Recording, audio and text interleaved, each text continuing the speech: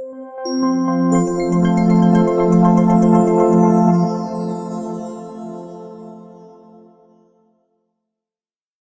колледжінің оқытушысы Жұмахметов Әлімжан Арманұлы. Бүгінгі біздің өтетін сабағымыздың тақырыбы баскетбол ойыны және оның ережелері.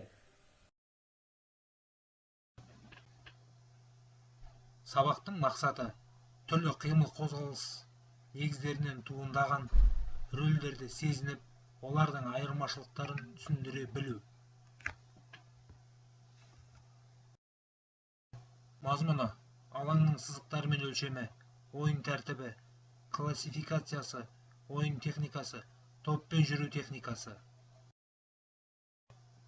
Алаңның сызықтары мен өлшемі: ұзындығы 28 метр, ені 15 метр.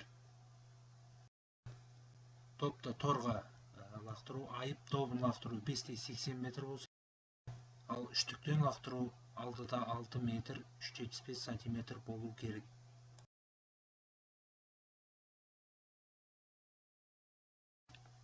Ойын тәртібі: баскетбол екі команда ойнайды. Олардың әрқайсысы 5 ойыншыдан тұрады. Ойынның мақсаты: қарсылас қоржынына ең көп доп лақтырып, басқа командаларға допты егеруге және себетке лақтыруға кедергі жасау. Ойын алаңының ұзындығы 28 және ені 15 метр алаңда өткізіледі. Ұлттық федерация қолында бар ойынның алаңның ең аз мөлшері 26-14-ке бекітуге құқылы. Алаңның биіктігі 7 метрден кем болмауы қажет. Ойынның ұзындығы 4 кезең 12 минуттан.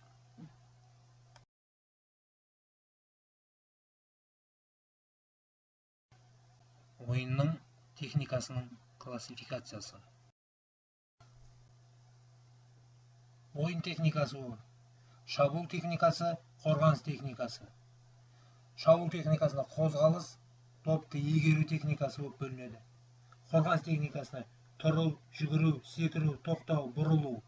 Топты егеру техникасы: топты алу, допты беру, допты лақтыру, доппен жүру. Қорғаныс техникасына қозғалыс техникасы, топты алып жүру техникасы. Қозғалыс техникасына тұру, жүру, жүгіру, тоқтау, секіру, бұрылу болып бөлінеді. Ал топты алып жүру және қарсыласу, ол қарсыласты допты алып қою, қарсыластағы жабу, шабуылшыдан допты алып тартып алу. Қозғалу техникасы: ойында жүру, басқа қозғалыстар тәсілдеріне қарағанда сирек қолданылады. Позицияны өзгерткенде, қысқа үзіліс кездерінде жүгіру темпін өзгерту кезде қолданылады. Жүгіру ойында қозғалыстың басты құралы. Ойыншы алаң шегінде кез келген бағытта бет немесе алға қарай жүгіру старттық ережелердің жылдамдауларды орындай алу, жүгіруі бағыты мен жылдамдатуы тез өзгеру тиіс. Қарсылас үшін күтпеген жүгіріс жылдамдаулардағы артық немесе бастапқы жерлердегі старттық ойындарда серпіліс деп аталады. Қозғалу техникасы: жұлқу, қарсыластың қыспағынан босанудың және бос орынға шығудың ең жақсы құралы. Жұлқудың жүзеге асыру үшін алғашқы 4-5 қадам қысқа және өткір жасалады. Аяғының аяқпен жүгіру жылдамдығын қадамның ұлғаюына байланысты артады. Осы сәтте ойыншы допты алуға дайын болу керек. Жүгіру бағытын өзгерту ойыншы аяқтың орындалатын күшті егеріммен қозғалыс бағытына қарама-қарсы бағытта жүзеге асырады. Дене жаңадан таңдағанның бағытқа қояр еңкейді. Топпен жүру техникасы: топты жүргізу ойыншыға кез келген бағытта жылдамдықпен үлкен диапазоны бар алаңда топпен қозғалуға мүмкіндік береді. Бұл шабуылшының қозғалушыдан кейінгі секіру үшін сәтті күрескеннен кейінгі қалқаннан топты шығаруға және шапшаң қарсыласқа ұйымдастыруына мүмкіндік береді. Топты жүргізу арқылы серпіліске тосқауыл қоюға болады. Топты жүргізу: бірінші, топты жоғары жылдамдықпен жүргізу. Мұндай жүргізу кезінде топты еденнен жоғары сырғиды.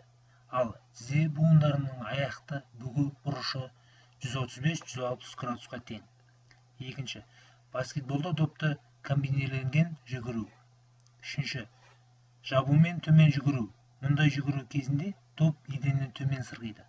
Ал тізе буындарының аяқты бүгу бұрышы 90-120 градусқа тең.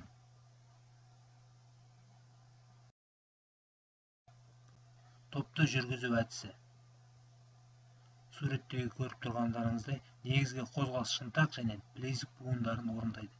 Тепе-теңдікті сақтау және қозғалыс бағытын тез өзгерту үшін аяқтарды бүгу қажет.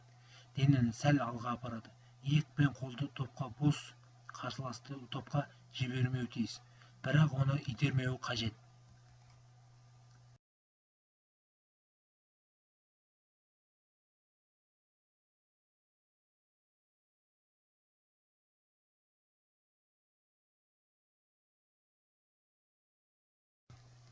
Топты жүргізу.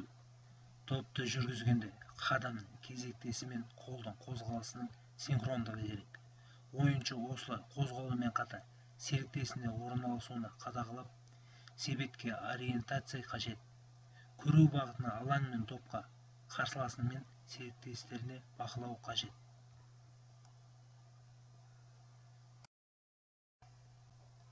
Топты қоршау әдістері. Кроссовер, дриблинг кезінде топты оң қолға лақтырыңыз. Содан кейін топты қолға болғанда оны сол қолыңызға күрт жылжытыңыз.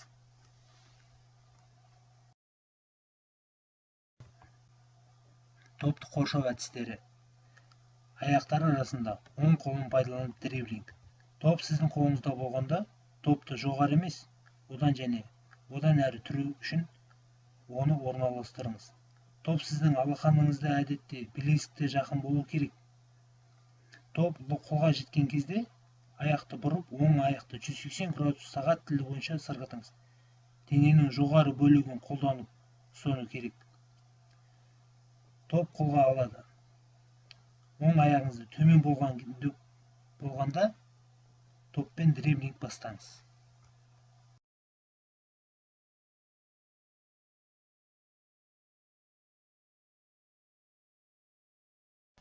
Топты қоршау әдістері. Артында оң қолға топты шайқаңыз. Топ қолыңызда болғанда, оны топты жоғары емес, оң жаққа алысқа тигізетіндей етіп орналастырыңыз.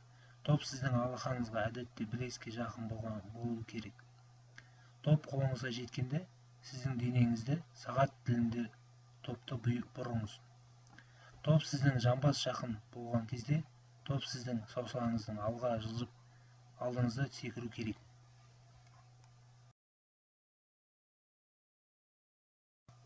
Топты қоршау әдістері. Тізе астында. Сізге ыңғайлы сол немесе оң қолмен дриблинг. Содан кейін топты иілген тіземен жүргізіп, оны басқа қолмен сөз етіңіз. Назарларыңызға рахмет.